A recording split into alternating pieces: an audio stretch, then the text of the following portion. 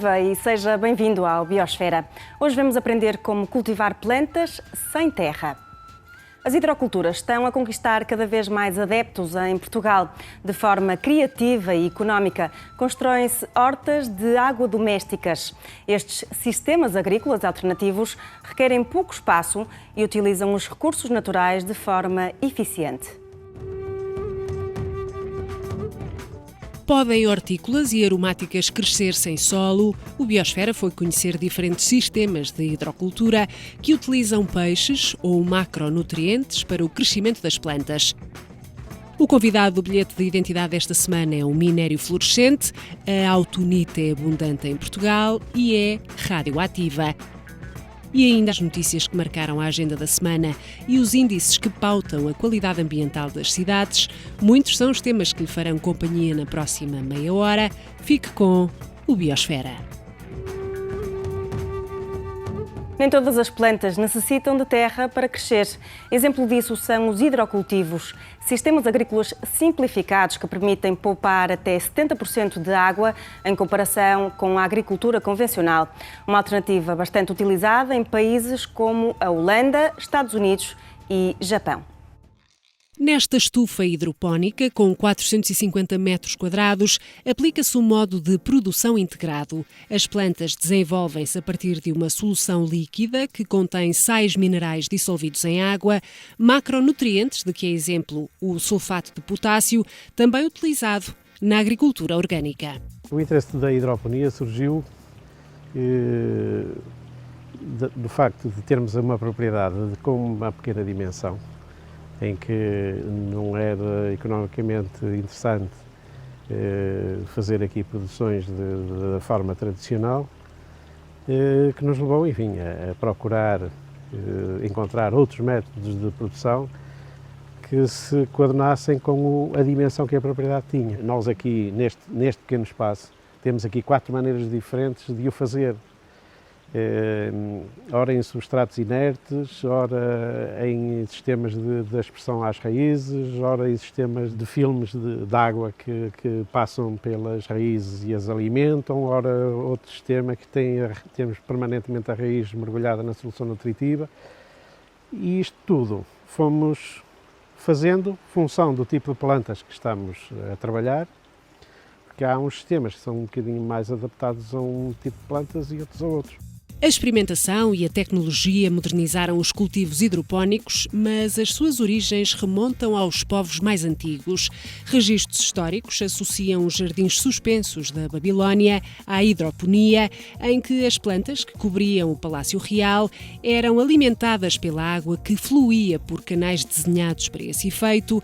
Descobertas arqueológicas apontam para o uso de técnicas semelhantes no Antigo Egito e pelos aztecas, com a plantação de hortas flutuantes nas margens de rios e lagos. A hidroponia foi desenvolvida especialmente pelos americanos na Segunda Guerra Mundial. Os americanos entraram em guerra com os japoneses e ocuparam aquelas ilhas do Pacífico, ilhas essas que são inóspitas, que não são vulcânicas, então eles criavam lá pequenos sistemas de hidroponia assim deste género, para depois, sempre que passassem lá as frotas, poderem abastecer as suas tropas. A seguir vem a crise do petróleo nos anos 70 e 80, em que países como a Holanda e o Canadá, em que necessitavam de aquecer as estufas no inverno, ficou extremamente caro aquecer as estufas. Então eles tiveram que arranjar métodos muito mais produtivos, em fazer mais produção por metro quadrado, para depois não gastarem tanto combustível. E na própria Holanda também é obrigatório usar hidroponia, que era para não agredir os solos. Porque uma das coisas que nós temos que ter noção é que o cultivar no solo, a maioria da água e dos nutrientes é despejado, nem sequer passa nas plantas, é despejado diretamente para o solo. Então isso faz com que todos os lençóis freáticos de água em baixo sejam contaminados. Nesta instalação hidropónica, situada no perímetro rural do Marco de Canaveses, coabitam 100 plantas diferentes. Uma microhídrica dá resposta aos consumos de energia elétrica. Por cada bancada circulam 3.500 litros de água, trocados apenas uma vez por ano. Como temos aqui um sistema fechado, a água, digamos, ainda é mais conservada em termos da sua utilização, porque depois temos um dispositivo que vai fazendo a purificação dessa água, e dessa água com os nutrientes, ou seja, a água que se consome aqui é aquela que a planta precisa e uma pequenina fração daquela que se perde por evaporação e mais nada. Se calhar não fazem ideia, mas todas as saladas que comem já são todas hidropónicas. A vantagem é que se pode, ao fim e ao cabo, mecanizar, porque existe um instrumento chamado um condutivímetro elétrico que permite medir a força da água, no fundo a força das soluções, e permite com que, se for preciso mais ferro, mete-se mais ferro, se for preciso mais cálcio, mete mais cálcio. Então uma estufa consegue ser totalmente automatizada e quase funcionar sozinha. Desde 1992 que o cultivo hidropónico é impulsionado pela Organização das Nações Unidas para a Alimentação e Agricultura para suprir a carência alimentar nos países em desenvolvimento. A grande vantagem da hidroponia é trazer a cultura para perto dos consumidores. Podemos cultivar em qualquer terraço, em qualquer telhado e não gastando tanto combustível e armazenamento. 90% do preço dos alimentos é para armazenamento e transporte. Portanto, quase tudo o que um alimento custa é para estar guardado nos frigoríficos dias e dias e ser transportado quilómetros e milhares de quilómetros. Eu vejo muitas vezes nos supermercados alimentos que vêm do outro lado do mundo e chamam-se biológicos. Portanto, e isso realmente é um contrassenso. Nós temos que, acima de tudo, comer as coisas locais, sabendo que emitem pouca pegada de carbono. Apesar das vantagens que encontramos neste sistema hidropónico de pequena dimensão em Portugal e em particular no Algarve e na região oeste, o modelo intensivo é o que conquista mais agricultores. Impactos ambientais associados a elevados consumos de água e ao uso de fertilizantes sintéticos desvirtuam as preocupações de sustentabilidade que estão na origem destes hidrocultivos. A água, ao passar pelas raízes das plantas, é absorvido, tudo quanto são nutrientes são absorvidos pelas plantas e volta ao tanque com alguma queda para ajudar na oxigenação e em estado limpo, de forma aos peixes poderem voltar a reutilizá-lo. Carlos Martins descobriu a aquaponia há 3 anos através de um trabalho de tradução sobre o modelo que conjuga técnicas de aquacultura e hidroponia. No terraço de casa, em Melcões, pequena freguesia de Lamego, decidiu instalar uma horta aquapónica familiar. Em apenas 1 metro quadrado plantou diversidade. Ervas aromáticas, morangueiros e tomateiros enfrentam agora as temperaturas baixas de Trás-os-Montes. Este sistema é um sistema de teste. O que eu tenho feito, ele foi instalado neste ponto precisamente para servir como o ponto onde eu pudesse testar algumas teorias que tinha e algumas coisas que tinha lido.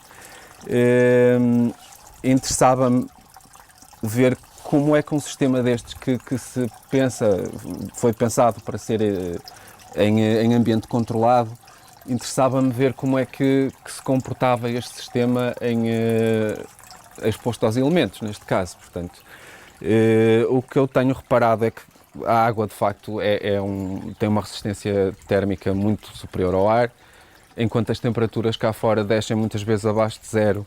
Neste inverno, por exemplo, aconteceu algumas vezes, consegui que a água no tanque, sem qualquer interação da minha parte, sem calor acrescentado, se mantivesse sempre à volta dos 10, 15 graus. Também na Escola Básica da Bandeira, em Vila Nova de Gaia, a aquaponia é ensinada aos mais novos. Com o apoio da Ciência Viva e dinamizado pela Associação de Pais, o projeto Mar Temática desenvolve-se no pátio interior do estabelecimento de ensino. Em baixo tem os peixes, neste caso são 500 litros de água e tem cerca de 50 peixes dourados, ainda estão pequeninos. E depois tem uma bombinha que está constantemente a mandar a água para cima e aqui é as mesas de cultivo, onde usando leca ou qualquer material, bocadinhos de cimento, de tijolos, perdão, qualquer material poroso para as bactérias se agarrarem. Portanto, este sistema, no fundo, está sempre a encher, chega a um ponto, existe aqui um chamado autossifão, no fundo é como se fosse um autoclismo, em que chega a um determinado ponto, o ar que está lá dentro é expulso, e então depois corre rapidamente para baixo, o que faz com que se oxigene toda a água. E outra coisa ótima que é esta súbita transferência da água que é rapidamente lançada para baixo e que depois é substituída pelo ar que entra rapidamente, é o que as plantas mais gostam. As plantas gostam muito é de ar e umidade. Em ambos os sistemas aquapónicos, uma bomba de aquário transporta a água dos peixes para tabuleiros estanques, onde as plantas são regadas de forma contínua e beneficiam do ciclo do nitrogênio. A amónia, produzida a partir dos excrementos dos peixes, atua como um fertilizante após a ação de bactérias nitrificantes que colonizam o substrato que segura as plantas. Primeiro, os nitrossomas transformam a amónia em nitritos. Posteriormente, outro micro-organismo, o Nitrobacter, converte os nitritos em nitratos que, por sua vez, as plantas convertem em nutrientes. As raízes das culturas filtram a água, que é novamente devolvida aos peixes. Qualquer planta se pode facilmente tirar e, como veem, uma das vantagens da hidroponia é o que eu dizia há um bocado, é que elas não produzem grande raiz e, portanto, concentram-se a crescer cá fora rapidamente. Aqui nunca há ervas daninhas, portanto, nós rapidamente podemos mexer e transformar portanto, qualquer planta. Portanto, aqui, por exemplo, estão a ver um aipo, que já tem muito mais raiz, mas não agredimos a planta, portanto, sacamos-a direitinho, voltamos a metê-la e podemos levá-la para outro local, fazer o que bem entendermos com ela. Portanto, é só abrir, tapar e andar. Eu, nos meus sistemas em casa, também tenho minhocas aqui dentro. As minhocas adoram andar aqui dentro, andam a limpar toda a bicharada que faz mal às plantas. Já produzimos aqui, agora já acabou, mas produzimos imensos tomates pequeninos. Outra coisa fabulosa é o agrião. Não sei se sabem, o agrião de folha pequena é considerado um superalimento. Tem mais cálcio que o leite, tem vitamina E, portanto, cada vez mais há mais até senhoras que bebem até já sumos concentrados de agrião, faz muito bem ao cabelo, faz muito bem à pele, às unhas, portanto, o agrião faz bem a tudo. Aqui são as nabiças, por exemplo, portanto, ou seja, nós neste metro quadrado, que isto no fundo é um metro quadrado, conseguimos meter aqui mais de 100 plantas. A bomba que eu tenho neste momento instalada gasta-se, salvo erro, 10 watts. O que não é, no fim do mês, não é, de facto, um impacto muito considerável. O que tenho feito, lá está, estamos a falar do ciclo de verão neste sistema exposto ao ar livre. O que eu tenho feito é que, como os requisitos dos peixes são menores durante o inverno, eu opto por converter o sistema num sistema de alimentação exclusivamente solar durante o inverno. Portanto, tenho uma pequena bateria, tenho um pequeno painel solar que se adquire também com alguma facilidade. O sistema passa a ser controlado, em vez de ser um fluxo contínuo, passa a ser controlado por um temporizador, dispara o ciclo 1 a 2 vezes por hora, de maneira a manter um nível de umidade nos tabuleiros que seja adequado e que permita continuar a filtrar os nitratos da água e os outros nutrientes que se acumulem. E notei que é perfeitamente suficiente e perfeitamente viável. Consegui ter saladas antes do que quase todos os meus vizinhos aqui com culturas tradicionais. O único contratempo um bocado da aquaponia, porque as bactérias a menos de 15 graus, menos de 10 graus acabam por parar e morrer, portanto o ideal era que fosse coberto. Porque é como tudo o que é sustentável e ecológico funciona muito bem nos trópicos, não é? O desafio muitas vezes é trazê-lo para os climas mais frios, e apesar de nós nem nos podemos considerar um clima frio, mas por exemplo nos sítios mais frios a aquaponia tem que ser um bocado indoor, então nós aqui vamos fazer uma cúpula, uma geodome, uma cúpula geodésica em que vamos tapar este sistema e o sistema de hidroponia que temos ali. Neste sistema vivo e balanceado, a equação aproximada é um peixe por cada 10 litros de água. Um desafio a ultrapassar, as espécies utilizadas, a maioria dos peixes é exótica e considerada um risco para os ecossistemas de água doce. Nós, para além de termos espécies autóctones que se prestariam perfeitamente a serem utilizadas num sistema aquapónico, temos o caso, por exemplo, da truta, que é um peixe que se dá muito bem num sistema aquapónico. Lamentavelmente, como dizia, a legislação portuguesa ainda não é flexível o suficiente para permitir a criação da figura do pequeno produtor de peixe, portanto, do produtor doméstico de peixe.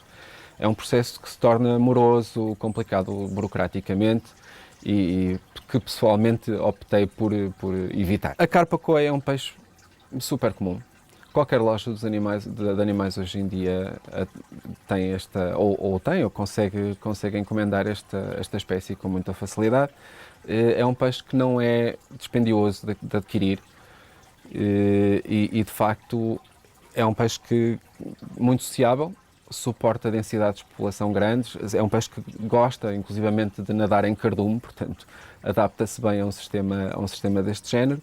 É um peixe com uma resistência muito grande a alterações da qualidade da água. Eu acho que é com qualquer animal, com qualquer planta, as pessoas têm que ter sempre esse cuidado, não é? Serem responsáveis e saberem que são seres vivos e, portanto, têm que os tratar de alguma forma, com alguma dignidade. E, portanto, quem os não quer poderá sempre entregá-los a outras pessoas. Agora, nunca os lançar para nenhum lago, porque isto já aconteceram grandes atentados ambientais, precisamente com os pescadores desportivos, que até por uma questão depois de gosto tirar bons peixes, foram lançando o peixe-gato aqui nos rios ibéricos e outras coisas. Então isso é por ter cuidado. Ainda a dar os primeiros passos em Portugal, a bioponia, ou hidroponia orgânica, tem por base micro-organismos benéficos e chás de composto que atuam como fertilizantes bio. João Afonso Henriques, especializado em design e agricultura, produz em Sintra cabazes de hortícolas incomuns e superalimentos que crescem em sistemas de cultivo fechado, horizontais ou verticais. Em 2014 pretende produzir legumes biopónicos em grandes quantidades. Na bioponia, que também é mais caseira, é a pessoa que faz as suas próprias soluções, especialmente através dos chás de vermicompostagem, ou seja, com o humo das minhocas, que tem sempre uma série de coisas que nós pomos lá, cascas de ovos, resíduos alimentares, portanto, com esse humus faz-se um chá, literalmente, mete-se dentro de uma meia de vidro e, através de um processo com muito arejamento, um chamado processo aeróbico, consegue-se ter esses nutrientes. Nos modelos de hidroponia orgânica não se utilizam agroquímicos. Em aquaponia, a aplicação de um pesticida nas plantas pode ser mortal para os peixes. O uso de produtos para o combate de infestantes não existe aqui. De pragas e doenças também são mesmo residuais, porque nós conseguimos, inclusive, se há algum piolito que tem numa ou noutra planta, podemos ir tirá-la da bancada, ir à torneira de água, lavar e voltar a meter na bancada. Se temos uma planta com uma resistência grande, com uma saúde bastante elevada, existe logo à partida uma resistência grande também a tudo quanto seja doenças e pestes que optam por ir à planta mais ao lado do que atacar as plantas do sistema aquapónico. O mesmo acontece nos peixes, portanto, eu em 6 meses não tive que fazer absolutamente nada no sistema, tudo se estabilizou sem grande dificuldade. Já no Porto, o jardim interior do Centro Comercial Miguel Bombarda será a montra de técnicas de cultivo sustentáveis, onde não faltarão vermicompostores, fornos solares, técnicas verticais e hidrocultivos. O que nós na Sustenta queríamos fazer é dizer às pessoas que toda a gente não tem desculpa para não cultivar. Toda a gente pode cultivar em casa, em qualquer local, é fácil cultivar, é terapêutico e, digamos, se nós cultivarmos, estamos a poupar dinheiro e cada vez, se as pessoas fizerem bem as contas, pode ser muito, muito dinheiro, não é? E depois estamos a comer coisas que nós sabemos, porque realmente há coisas aí que nós comemos que está tudo contaminado, não é? Está tudo já, os campos agrícolas, portanto, aqui à volta do Porto, que são usados extensivamente há anos e anos, tantas vitaminas que metem para lá, e pronto, e realmente não são recirculadas, portanto, vai sempre tudo para a terra e a maioria, nem sequer à planta vai, é o desperdício da agricultura convencional, não é? Nós, quando regamos um vaso, estamos a pôr água da companhia, que tem cloro, só faz mal às plantas, a água da companhia, não é? Essa água que sai, já sai mais escura, já sai melhor. Se voltássemos a regar com essa água, melhor sairia. E à 10ª vez a água já está boa para regar as plantas. Agora que estamos numa fase do desenvolvimento do país em que se estão a gerar tantos agricultores, uma das situações que tem surgido é que faltam terras. As pessoas precisam, no mínimo, 2, 3 hectares para poder instalar uma exploração agrícola. Com o problema de uma instalação hidropónica ser bastante mais onerosa em termos de implantação, o que de facto permite é ter uma produtividade 10, 15 vezes superior às técnicas tradicionais, às técnicas de agricultura intensiva e inclusivamente às técnicas de agricultura bio. No caso da aquaponia, conseguimos levar isso ainda um pouco mais além, conseguimos ter uma produtividade em apenas, digamos, 5.000 metros quadrados, que é um terreno que dificilmente seria considerado ou aplicável para uma exploração agrícola de média dimensão. Nesses mesmos 5.000 metros quadrados conseguimos ter uma produtividade que ultrapassa o equivalente a ter, por exemplo, 5, 6, 10 hectares em agricultura tradicional. Após a catástrofe sísmica que abalou Fukushima em 2011, terrenos agrícolas, aquíferos e estoques pesqueiros ficaram altamente contaminados. Os impactos ambientais e sociais do acidente nuclear vão perdurar no tempo. Uma alternativa em estudo é o projeto Aquaponics Japan. Junto da população, divulga-se o método de produção de peixe e hortícolas em circuito simbiótico fechado. Será esta a forma mais sustentável de garantir a segurança alimentar e contornar a escassez de terras? Não sabemos a resposta, mas temos mais um caminho a estudar para garantir a sustentabilidade. Se só agora chegou à nossa companhia, saiba que aprendemos a cultivar hortas de água, uma alternativa à escassez de solo agrícola. E agora um convite para conhecer a autunite. Este mineral radioativo é abundante em Portugal, principalmente na região das Beiras. Em meados do século passado, foi muito explorado em Nisa, Nelas, Canhas de Senhorim e Urgeiriça. Este minério fluorescente é o convidado do bilhete de identidade.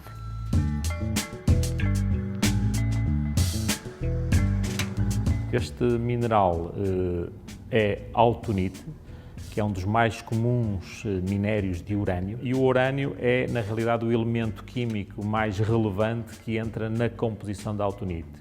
O urânio, como se sabe, é um mineral fortemente radioativo. Aquele que nós podemos encontrar na composição, no interior, na rede atómica deste mineral, há aqui diferentes tipos de urânio.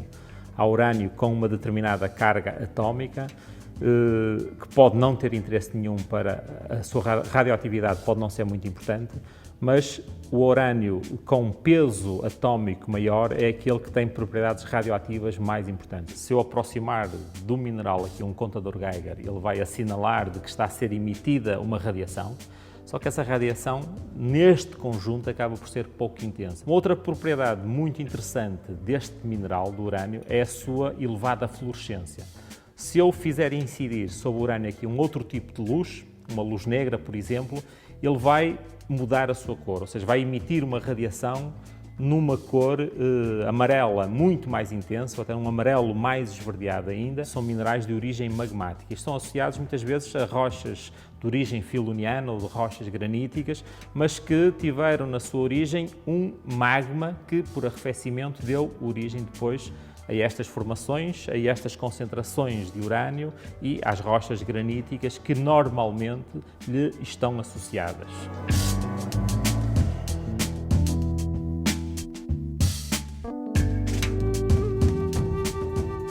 Algumas notícias que marcaram a agenda ambiental da semana. Antes de nos despedirmos, a qualidade do ar na região norte é particularmente afetada pelo setor dos transportes rodoviários. E saiba as boas notícias que podem vir de Bagaço de Azeitona.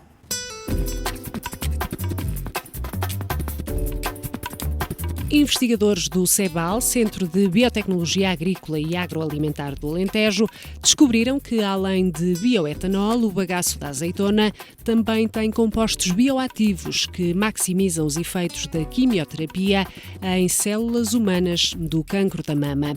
O bagaço da azeitona, subproduto da transformação da azeitona em azeite, é utilizado neste momento na produção de bioetanol, usado na fertilização dos solos e como combustível em caldeiras de biomassa. A abundância deste subproduto no Alentejo parece indiciar uma vantagem económica com este avanço para a ciência médica. Os setores dos transportes rodoviários e domésticos são os principais responsáveis pela emissão de poluentes no Norte, de acordo com o inventário de emissões de poluentes atmosféricos na região, referente aos anos de 2010 e 2011, apresentado pela Comissão de Coordenação e Desenvolvimento Regional do Norte. O estudo aponta para uma ligeira diminuição das emissões. Em 2011, o valor total de emissões de partículas inaláveis foi de 5.000 toneladas e a emissão de monóxido de carbono foi de 102.000 toneladas.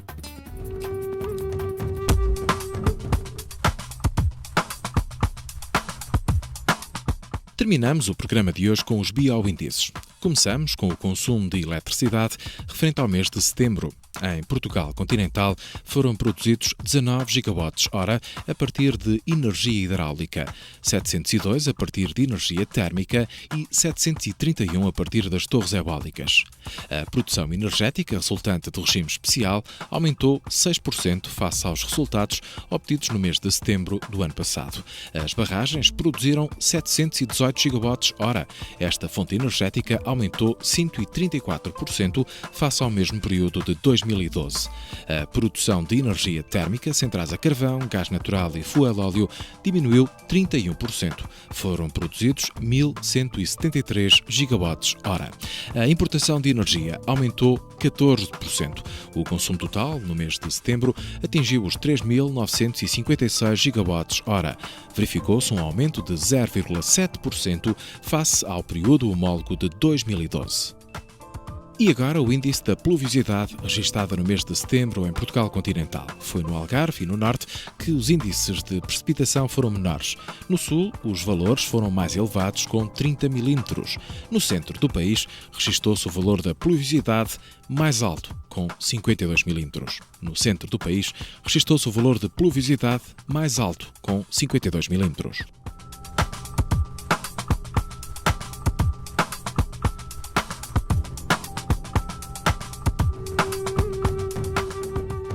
Hoje visitamos técnicas de cultivo alternativas à agricultura convencional.